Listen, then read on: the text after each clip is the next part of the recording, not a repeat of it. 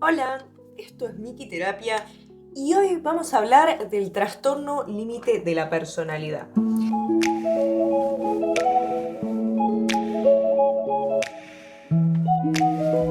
Ya hemos hablado muchas veces de este tan controvertido diagnóstico psiquiátrico, pero quería dedicarle un video completo, más o menos resumiendo todo lo que se sabe y las críticas que hay en los debates psi actuales. Para eso vamos a empezar definiendo qué es el trastorno límite de la personalidad, diagnóstico psiquiátrico, el cual se caracteriza por patrones de inestabilidad emocional, conductual e interpersonal. Pero más allá de las características sintomáticas, el TLP es un diagnóstico que muchas veces se utiliza como un tipo de comodín clínico. Cuando no se sabe bien qué es algo, muchas veces se utiliza el diagnóstico de TLP. No solo eso, sino que se suele utilizar mucho más en mujeres, es decir, cuando no se sabe bien el diagnóstico de una mujer, en general, y el diagnóstico de TLP es 75% en mujeres.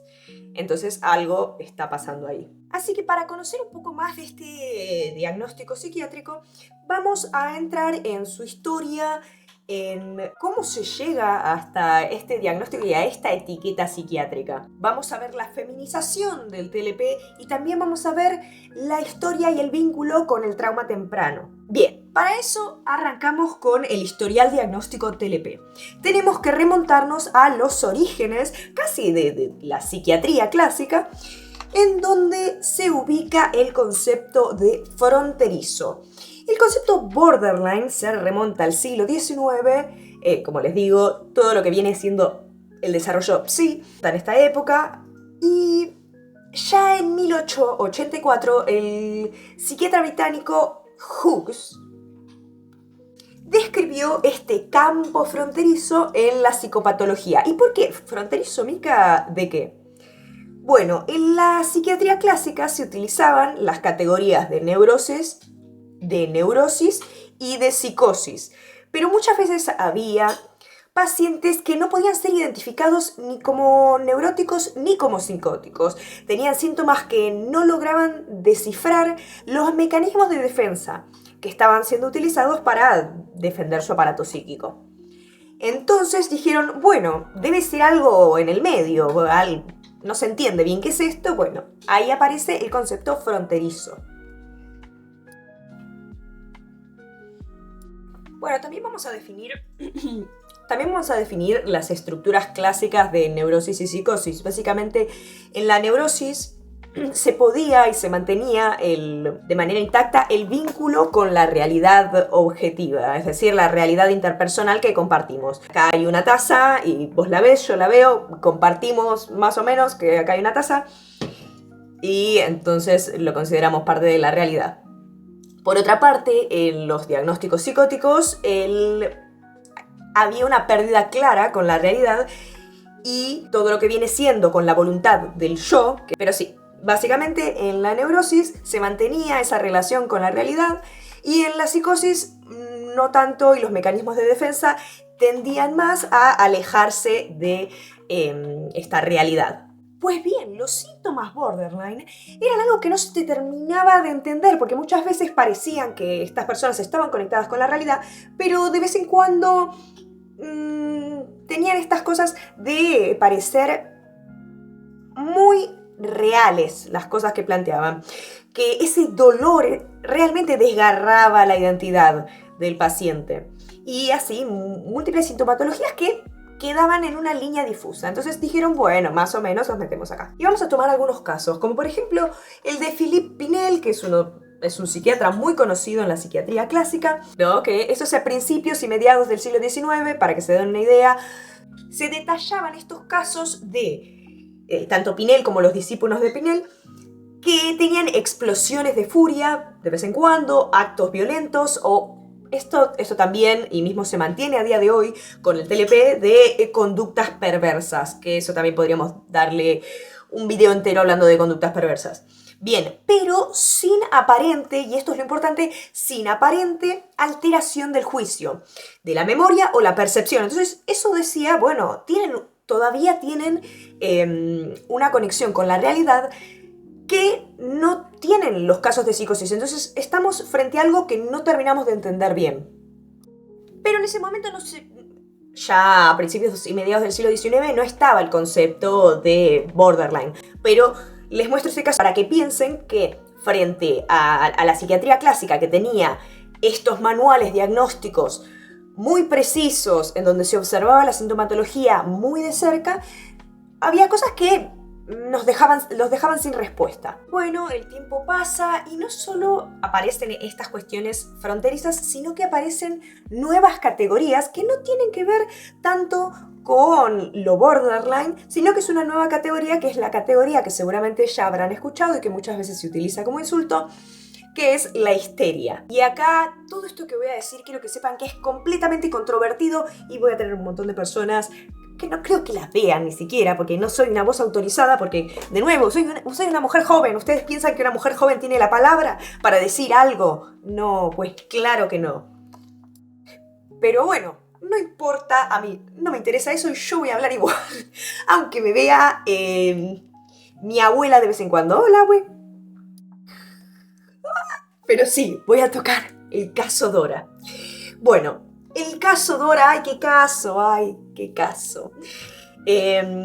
Los sí sabrán de qué estoy hablando. Las personas que están muy alejadas del sí me dirán, Mica, ¿qué es el caso Dora? Bueno, el caso Dora es un caso emblemático en Freud de 1905 y viene del texto de Fragmentos del análisis de un caso de histeria, ¿no? Y el caso Dora es muy controversial por muchas cosas, pero por eso creo que es importante traerlo, y más en el contexto de hablar de TLP.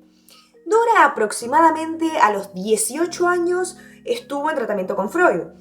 Este tratamiento fue relativamente corto, que fue de unos meses, que para Freud era muy intenso. Bueno, y ella terminó de forma abrupta. Entonces vamos a ver un poco cómo Freud veía a Dora, cómo se describen las actitudes de Dora. Era un poco que era una pesada, ¿viste? Para el padre, y de todos decían, ¿qué hago con Dora? ¿Qué hago con Dora? Es una adolescente más o menos, burguesa, de una familia que la metía a Dora y un poco la hacía culpable de casi todos los problemas. Freud, arréglame a Dora, está siendo insoportable. En el medio de todo esto aparece el señor K. El señor K no es parte de la familia, pero está presente mucho en el relato de Dora. Ella tiene como se describe, ¿no? Una relación amorosa o contradictoria con el señor K, también con el padre, tiene una relación problemática con el papá. Y que este señor K se le insinuaba, había toda una escena del señor K que la quería besar, que ella no sabía, según la interpretación de Freud, ¿no? De si ella no sabía si avanzar o no avanzar, que ella en realidad sí, que no, porque está todo el tema del concepto del inconsciente. No quiero entrar mucho en detalle en el caso Dora, solo quiero que entiendan quién es Dora y cómo se planteaba la problemática de Dora.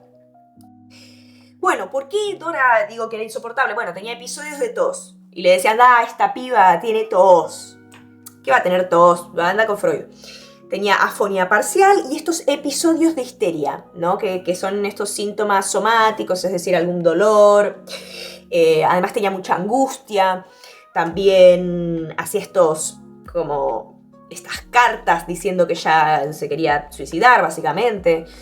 Tenía episodios de llanto, ¿no? Todo lo que se conoce como una verdadera histérica.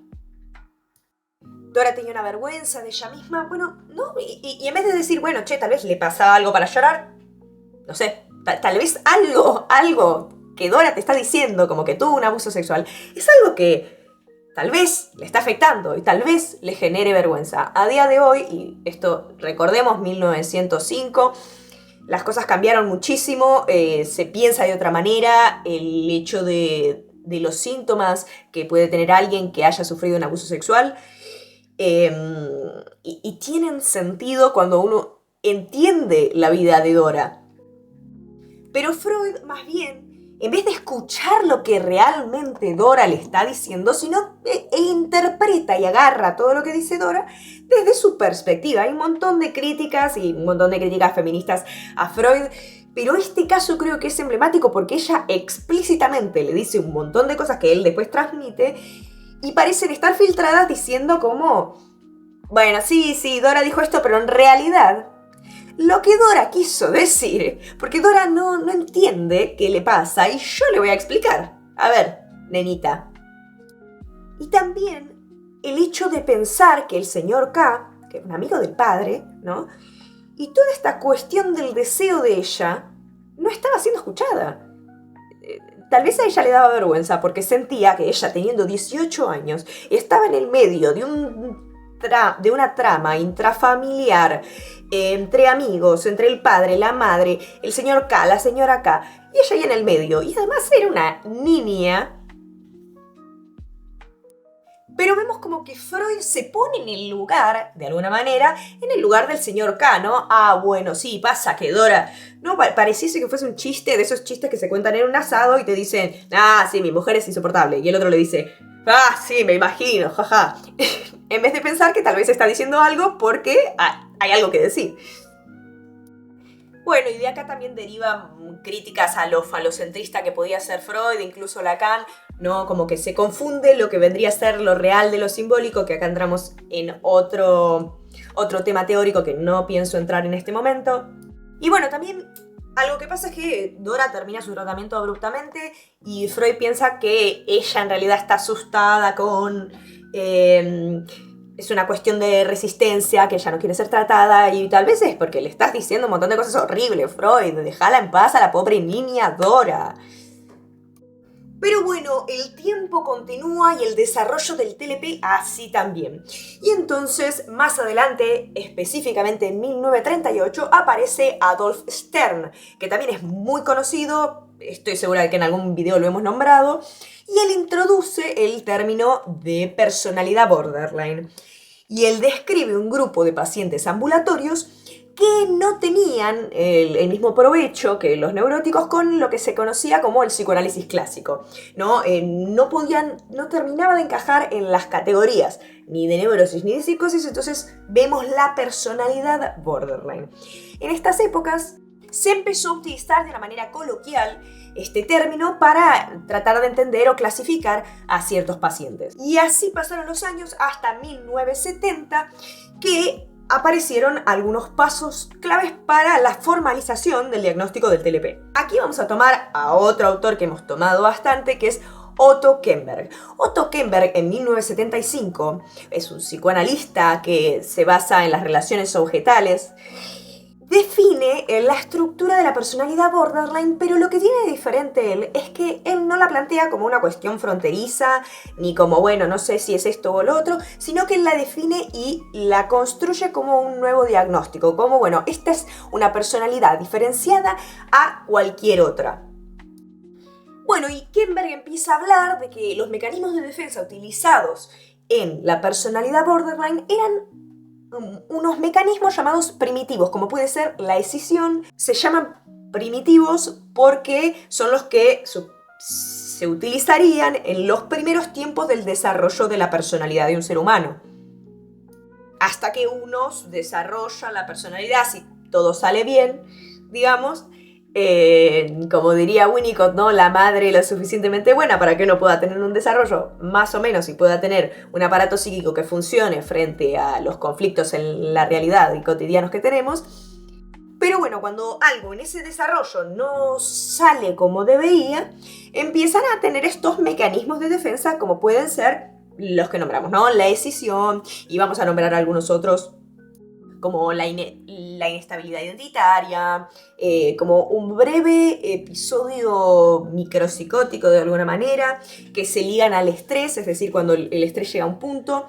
Y esto también hace cambiar muchísimo la perspectiva de lo que se conocía como borderline, porque antes se pensaba que era algo que no se entendía, de dónde nace esto, son unos raros, vamos a ponerlo en este lugar que nadie entiende cuál es. Pero con Otto Kemberg, que empieza a conceptualizarlo y se aboca a las relaciones interpersonales y cómo se forman o cómo estos mecanismos y por qué las personas se comportan y sienten de esta manera, ¿no?, se vinculan a el desarrollo y al desarrollo interpersonal de los seres humanos que tienen una personalidad borderline. Paralelamente, otros autores, como tenemos Gunderson, que también lo nombramos, y Singer, se enfocaron en delimitar los criterios clínicos diagnósticos. Es decir, vieron que a día de hoy algo que encanta es poder tener una listita y tener los diagnósticos, ¿no? Y tener, bueno, tal sintomatología, bien organizadito. Bueno, y estos dos académicos en 1975 describieron 4 criterios diagnósticos, que eran los fundamentales para definir estos tipos de pacientes.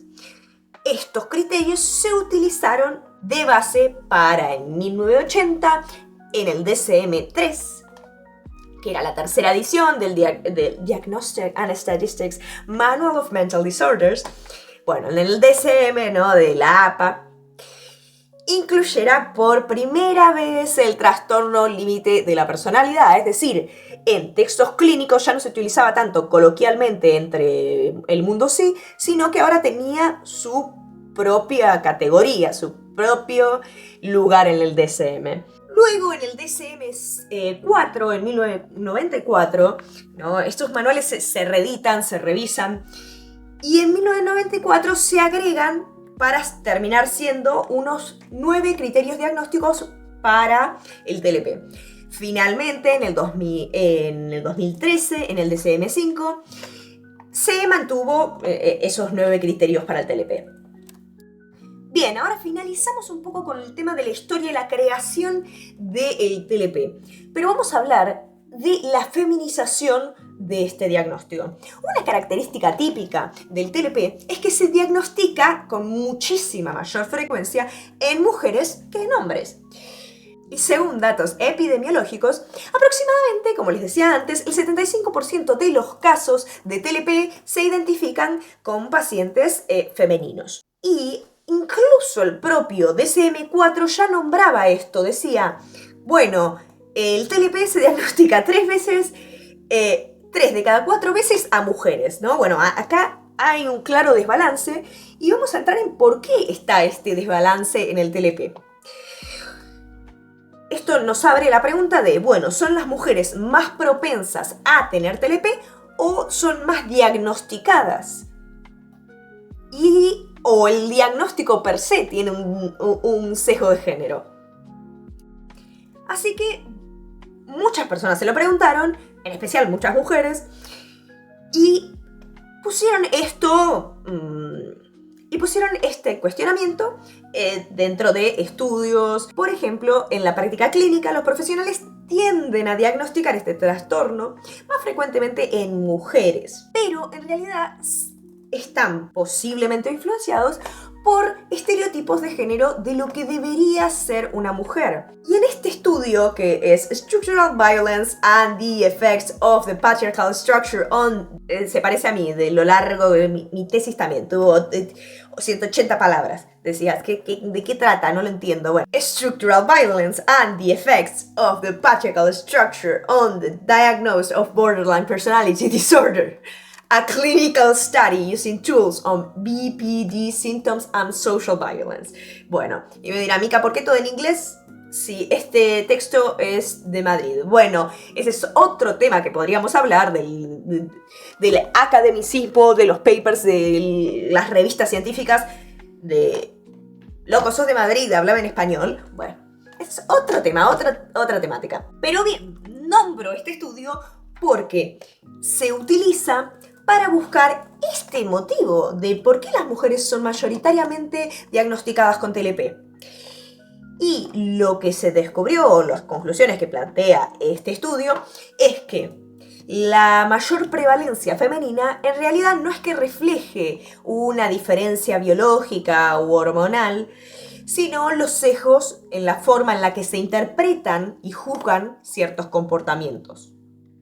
Y la verdad que es muy completo y analiza todos los criterios diagnósticos y por qué se llega a esta conclusión, que lo voy a dejar acá en pantalla. Me parece que es bastante gráfico como lo muestran, y también la cantidad de palabras que se asocian al diagnóstico de TLP. Un aspecto central es que varios de los criterios nucleares en el TLP coinciden con los estereotipos culturales de lo que vendría a ser una mujer o lo femenino. Por ejemplo, la intensidad emocional, la expresividad afectiva inestable, ¿no? Que no se entiende por qué estás mal. Que eso es algo que se asocia a lo femenino. ¿Por qué? Esto ahora vamos a hablar. O la dependencia interpersonal. Estos rasgos socialmente se interpretarían como femeninos, y muchas investigaciones argumentan que el diagnóstico per se de TLP está patologizando ciertos comportamientos o cierta expresividad que se interpreta a lo femenino. Entonces, esta emocionalidad excesiva o volatilidad relacional en realidad no tiene tanto que ver con un criterio objetivo, sino con cómo se ve o cómo lo interpreta la práctica clínica, los profesionales de la clínica. Entonces, una mujer que muestra emociones intensas, cambios abruptos de ánimo o temor al abandono, seguramente la pongan en TLP. En cambio, si aparecen estas manifestaciones en un varón, podrían interpretarse de una manera distinta, porque muchas veces los varones tienen comportamientos impulsivos, tienen dependencia interpersonal, pero ni siquiera se considera como un criterio clínico o un criterio diagnóstico. Es como ellos funcionan. Por ejemplo, la ira inapropiada e intensa es algo que en la mujer no se pretende que esté. Se espera respuestas más pasivas. Por ende, cuando una mujer se enoja con mayor frecuencia, tiende a ser patologizado. Cuando un hombre se encuentra ira inapropiada e intensa, es parte de su expresividad emocional. Y entonces esta ambigüedad que no queda clara en los comportamientos de ser juzgados hace que en general se tienda a juzgar los comportamientos y los sentimientos femeninos más que los masculinos. ¿Y cuál es el problema de este tipo de sesgos? Bueno, en primer lugar, que hay un sobrediagnóstico de TLP en mujeres. Muchas mujeres pueden tal vez no tener TLP y tener otro diagnóstico, o no tener ningún diagnóstico y que no se considere un problema psiquiátrico. Y también refuerza la idea y la invalidación de las emociones femeninas, que eso es en sí también lo que causa la ira y el enojo de las mujeres de no ser entendidas constantemente, de que estés llorando y te digan, claro, debe ser porque querés tener sexo y no podés. Bueno, no, tal vez no es eso, corazón, tal vez es porque me está pasando algo. ¿Por qué no me preguntás? Pregúntamelo a mí. Y bueno, yo les dije que íbamos a volver a tocar de que la propia creación del diagnóstico del TLP ya tampoco había sido neutral, porque la psicóloga Marcy Kaplan ya observó en 1983 que el grupo de expertos que elaboró el DSM-3 ya estaba compuesto por una mayoría de varones, es decir, eran 37 hombres y 3 mujeres. Entonces, claro, era una perspectiva un poco sesgada. Y Kaplan argumenta que, bueno, estos autores incorporan inconscientemente, no es algo que se hace adrede por parte de los profesionales, pero se ingresan estos sesgos de género al definir las categorías diagnósticas. Entonces, la mentalidad de lo que la época considere sano tiene una vara de lo que es sano para los varones en términos psiquiátricos. Entonces, al no entender las experiencias, sentimientos o emociones femeninos, se patologizan. Y en el TLP aparecen mucho en las figuras que desafían a los roles de género tradicionales, ¿no? Cuando una mujer expresa ira, cuando tiene... Esto era un criterio, bueno, se ha hablado mucho y hay mucha literatura acerca de la impulsividad sexual. Cuando una mujer tiene muchas parejas sexuales, también era considerado, y a día de hoy también se considera, como parte del criterio diagnóstico, como una búsqueda desesperada de volatilidad interpersonal. Bueno, como que esta necesidad de validación extrema se plantean como síntomas problemáticos en las mujeres. De nuevo, en los varones estos síntomas pueden considerarse problemáticos, sí, también, pero dentro de otras categorías. Y mismo estos síntomas no son considerados para la realización de su diagnóstico. Y este fenómeno de feminización del diagnóstico ha llevado también a que autores caractericen al TLP como esta chica rebelde en las etiquetas psiquiátricas, ¿no? Porque también hay mucho prejuicio detrás, por los médicos y por los no médicos. Hay mucho prejuicio detrás del trastorno TLP, que se considera pesado, insoportable, no puedo lidiar con esto, como un caso que no se entiende del todo. Entonces ya vimos por qué o de dónde pueden nacer estos sesgos de género en donde se sobrepatologizan los comportamientos femeninos. Pero también hay otras hipótesis de por qué se puede diagnosticar más a las mujeres. Y esta hipótesis abre paso a otro capítulo en este video, que es hablando de trauma y TLP. Vamos a hablar del vínculo con los traumas tempranos. Actualmente hay un gran consenso en la literatura psiquiátrica, psicológica, de que el TLP está fuertemente vinculado con experiencias traumáticas en la infancia o en la adolescencia. Estas experiencias traumáticas pueden ser como abuso emocional, esto es importante, físico, sexual, abandono, negligencia en los primeros años de vida. Y hay una base empírica que respalda esta conexión, es decir, hay muchísimos papers al respecto, hay muchísima investigación y metaanálisis buscando el vínculo del trauma y el TLP, ¿sí? De la sintomatología TLP. Por ejemplo, hay un metaanálisis que es internacional, que es de Porter y otros, del 2019, en donde halló que las personas con TLP tienen 13 veces más las probabilidades de reportar traumas en la infancia en comparación con otras personas sin trastornos mentales.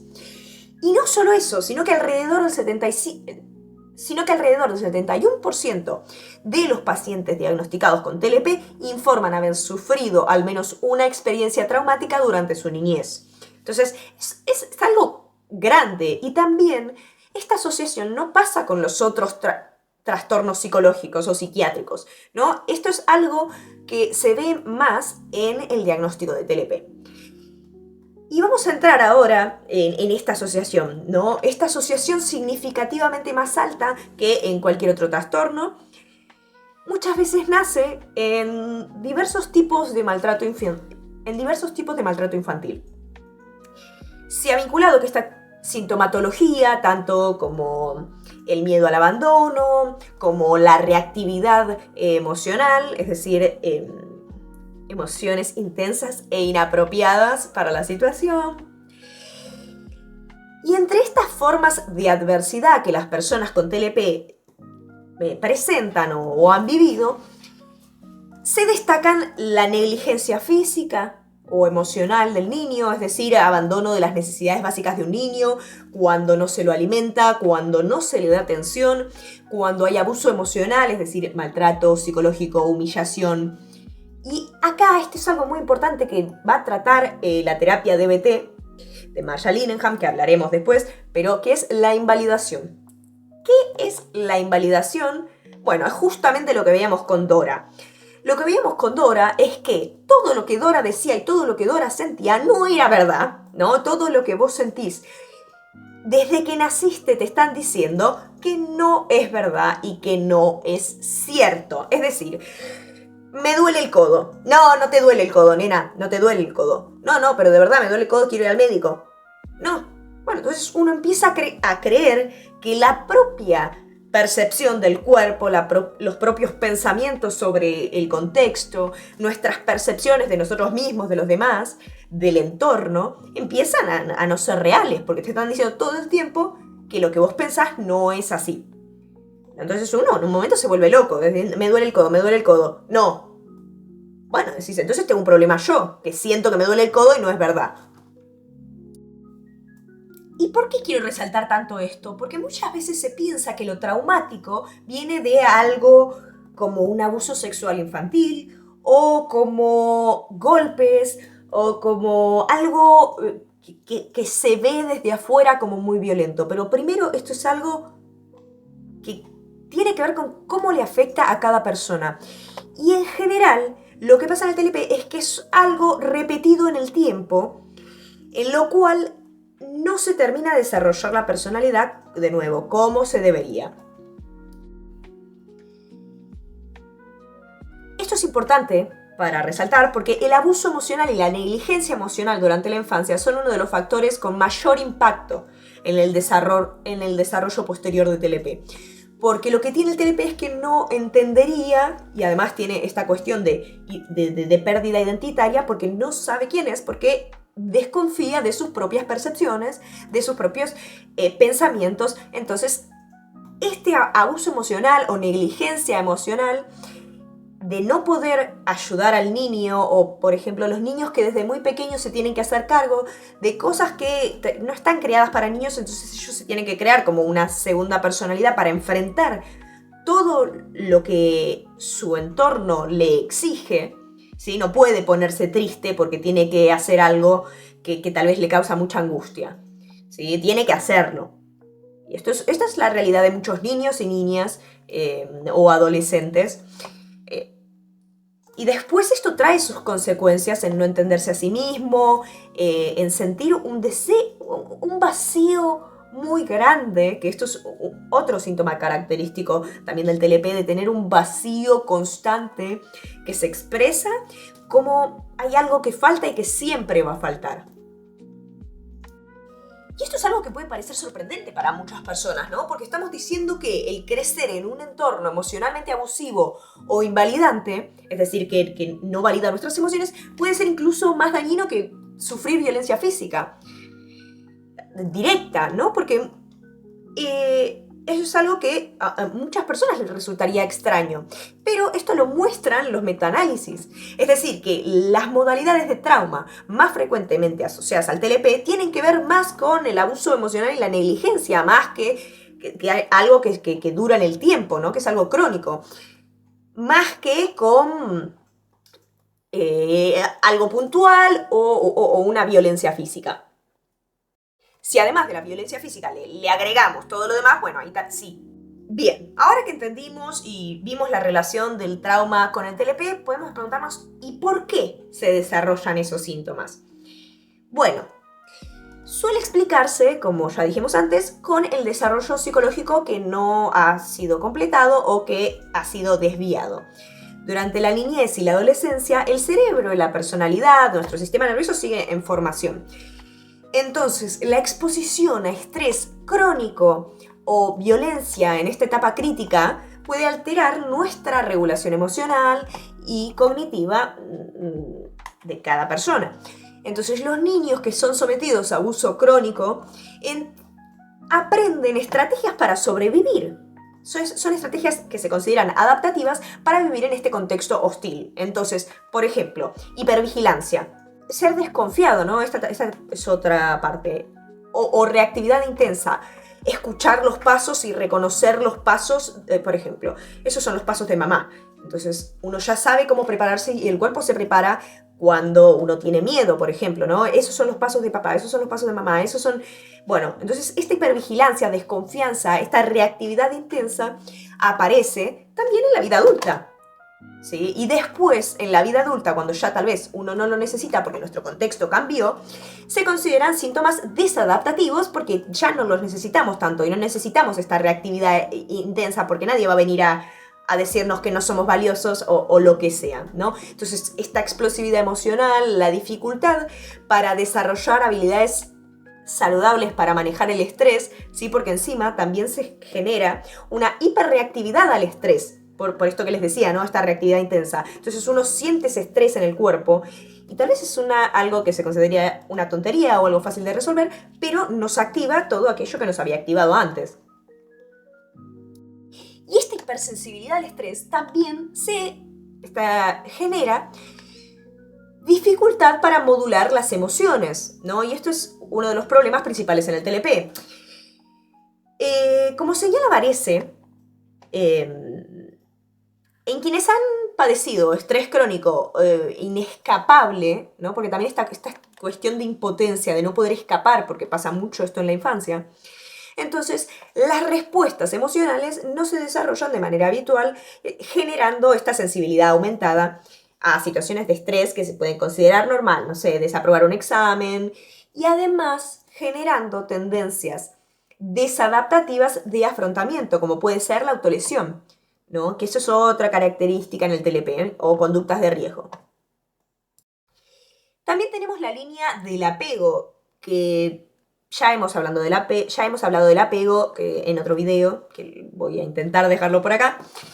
Bien, y en las investigaciones sobre la teoría del apego, se indica que muchos pacientes con TLP tienen apegos desorganizados o apegos inseguros, debido a justamente las experiencias de maltrato o abandono por parte de los cuidadores primarios. Un apego temprano que se marca por la inconsistencia, es decir, un día te quiero, el otro día no, el otro día te odio, eso es lo peor que me pasó.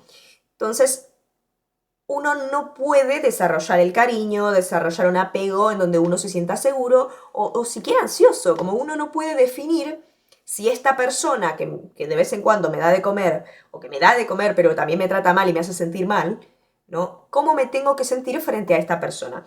Y esto se traduce después como una forma relacional a otros tipos de relaciones. Por otra parte, nosotros hablamos que no solo el trauma por sí va a hacer que desarrolles TLP, y también tiene que ver con la red de apoyo y significados que tenga. ¿Qué quiere decir esto? Es decir, si yo estoy segura de que no soy una estúpida y de que mis sentimientos son valiosos, que es difícil si te lo dicen de todos lados cuando sos un niño, pero bueno, supongamos que en el colegio o en otras áreas la gente te dice que eso no es así. Entonces, eso da un factor protector al posterior desarrollo de síntomas desadaptativos. Pero si no hay un soporte externo adecuado, es decir, otros adultos protectores, otros familiares, quien sea, esta ausencia no hace que no pueda procesar el trauma. Entonces el trauma puede generar este desequilibrio porque el psiquismo del niño no podría afrontarlo, porque no lo entiende. Y esto a la edad adulta es algo que continúa. Esto generando entonces esta vulnerabilidad que tienen las personas con TLP. Y ahora sí vamos a tratar una de las estrellas, que es Marsha Linehan, la terapia dialéctico-conductual. Ella propone un modelo biosocial, que es básicamente el modelo en general como se plantean a día de hoy los trastornos psiquiátricos psicológicos. Básicamente el TLP resulta de una combinación de una vulnerabilidad emocional biológica, es decir, nuestro sistema nervioso está vulnerable emocionalmente. También eso quiero decir que el estrés crónico en la infancia también afecta el desarrollo del sistema nervioso, o sea, más allá de lo que vendrían a ser los síntomas psicológicos, como puede ser el apego, también la reactividad fisiológica cambia. Bueno, Marsha Linehan entonces plantea que hay una vulnerabilidad emocional biológica y un entorno invalidante crónico en la infancia. Entonces, esto es lo que genera. Hay una sólida correlación entre el trauma y el TLP. Incluso muchos autores a día de hoy han vinculado el TLP como un trastorno de estrés postraumático, pero no uno cualquiera, porque no es un evento, sino que son muchos a lo largo de la infancia o adolescencia. Entonces, a día de hoy se empezó a pensar que el TLP podría ser una forma compleja y crónica del estrés postraumático, pero del desarrollo. La psiquiatra Caroline Quadrio propuso la etiqueta de desorganización postraumática de la personalidad para reflejar al TLP, porque viene siendo una personalidad que tiene traumas acumulados en etapas tempranas, ¿sí? Y además una ausencia de vínculos seguros durante el desarrollo, es decir, no pudieron confiar en alguna figura de apego, ¿sí? Sea cual sea. Y esta propuesta también se alinea con el concepto de trastorno de estrés postraumático complejo, que esto lo hablamos en el video de Jin, que sugiere que muchos pacientes borderline podrían ser entendidos mejor como personas con heridas que tienen en el apego y en el trauma relacional de larga data, en vez de pensarlo como un trastorno de personalidad fijo, como algo que la persona tiene, sino que es algo que la persona se creó, que ahora expresa esta sintomatología, pero que esta sintomatología puede cambiar y pueden tener una vida más allá del trauma. ¿Y por qué se intenta cambiar la palabra? Bueno, ¿Por qué se intenta cambiar el diagnóstico, ¿no? de trastorno límite de la personalidad? Bueno, por lo que ya mencionamos anteriormente, porque además hay muchísimo estigma. Las obras sociales ni siquiera dicen, estos pesados, yo no me voy a arriesgar, no les damos atención clínica. Hay muchos profesionales que no trabajan con TLP por miedo, por lo que sea, por riesgo, pero tampoco derivan, es decir, los dejan sin tratamiento. Entonces, pensarlo como un trastorno de estrés postraumático complejo puede hacer que ese estigma baje y además no se asocie solo a las mujeres, ¿no? Porque es, trauma, sí, los varones también pueden tener trauma. ¿Sí? Pero ser pesados, eso es algo solo de mujeres, ¿no? Es un chiste. Y ahora sí llegamos a la etapa del estado actual y algunas conclusiones. En la actualidad, el TLP sigue siendo un diagnóstico muy relevante y reconocido en el campo clínico, en la esfera social, pero aparecen estas discusiones activas sobre cómo manejarlo, redefinirlo y desestigmatizarlo. ¿Por qué digo esto? Porque hay muchísimos trastornos que se tratan con la seriedad que se deben y un montón de sintomatologías porque las personas con TLP están sufriendo realmente. No es que son insoportables para vos. Los síntomas son insoportables para las personas también. Entonces, para poder combatir estas problemáticas, desde hace años se viene planteando si este nombre de trastorno límite de la personalidad es o no adecuado, ¿no? Porque la propia categoría, como ya lo pensamos antes, debería reformularse. Porque el término borderline, recordemos que se generó por, un estado intermedio entre la neurosis y la psicosis. A día de hoy ya no se piensa así, ¿no? Es una categoría diagnóstica separada. Y varios expertos proponen cambiar a una denominación más bien descriptiva y que no sea tan estigmatizante de decir, sí, los loquitos estos, ¿no? Y en estas alternativas están como, trastornos de la desregulación emocional. Esto es apoyado por muchos pacientes y también por organizaciones de TLP, además de por personas como Marsha Linehan, ¿no? Que es la pionera en uno de los tratamientos de TLP, que ya lo mencionamos, ¿no? Entonces ella también, de la regulación emocional, puede hacer que cambie también la perspectiva de tratamiento, ¿no? Porque si nos centramos en que tienen esta problemática, que es la regulación emocional, ¿no? Podemos centrar el tratamiento en los verdaderos síntomas importantes, en vez de tratar de mejorar unos defectos de la personalidad. También hay otras etiquetas como la de Gunderson, como el trastorno de la interpersonalidad, porque también es un problema, uno de los principales problemas, ¿no? Que el de la desregulación también nace de los problemas interpersonales, entonces también es un foco importante en el TLP. Y en el ámbito clínico está la problemática de decir, ¿ponemos una etiqueta en las personas o no? Lo que tiene diagnosticar a una persona con TLP es poder dar el tratamiento más adecuado a la persona, pero también es que no caiga o se sienta identificada o sienta el estigma de tener TLP, porque TLP no es lo mismo que, trastorno de ansiedad. El trastorno de la ansiedad se trata de una manera diferente, la gente lo ve de una manera diferente, el trastorno de TLP a veces da miedo a la gente, entonces que te diagnostiquen puede ser muy fuerte incluso para adolescentes. Pero por otra parte también se intenta poder dar la terapia más adecuada para la persona que lo necesite. Y finalmente vamos a hablar de los avances y alternativas terapéuticas. Yo también comenté que esto es algo que los síntomas pueden entrar en remisión.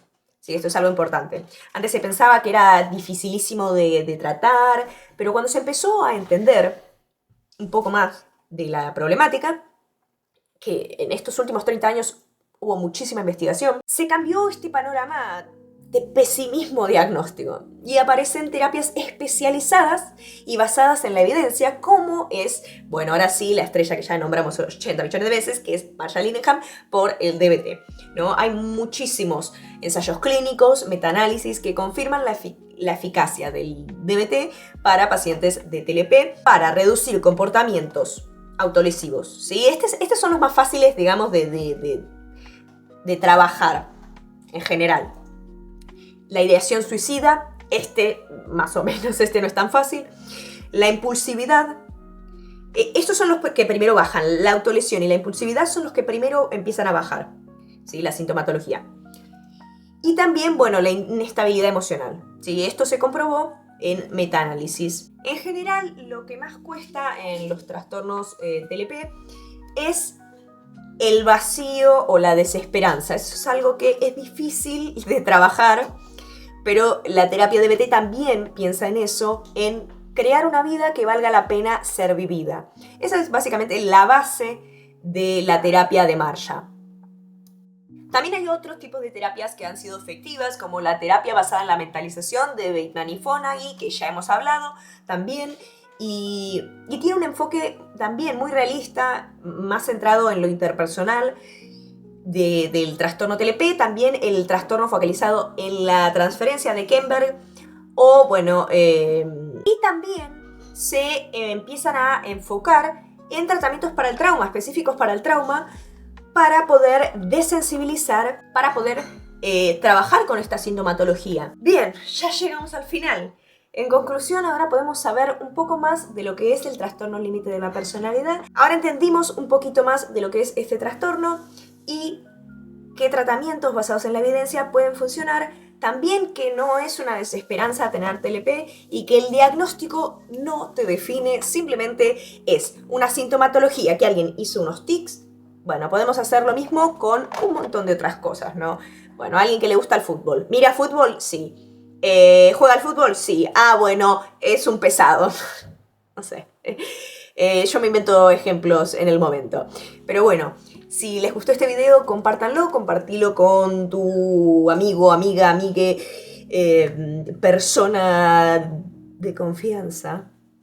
O no persona, qué sé yo, gente. Compartilo para poder hablar un poco más de TLP, porque este es un tema que a mí, primero, me interesa, me encanta. Yo todo lo que trate de TLP me encanta, lo leo, me sé la historia completa. Entonces eso es algo que a mí vos me dejás y te hago un video de 80 horas, ¿sí? Entonces yo le digo, hasta mi caso es una pesada, ¿sí? Yo soy la verdadera histérica al final. Yo soy Dora. Pero bueno, si les gustó, pongan me gusta, comenten. Gracias, Mica, este video está buenísimo. Me encanta, es re valioso todo lo que haces. Estás hablando hace una hora y después vas a tener que editarlo y todo eso, y te amamos. Todo eso pongan en los comentarios. Así como yo lo dije con todas las I que yo dije. Chao.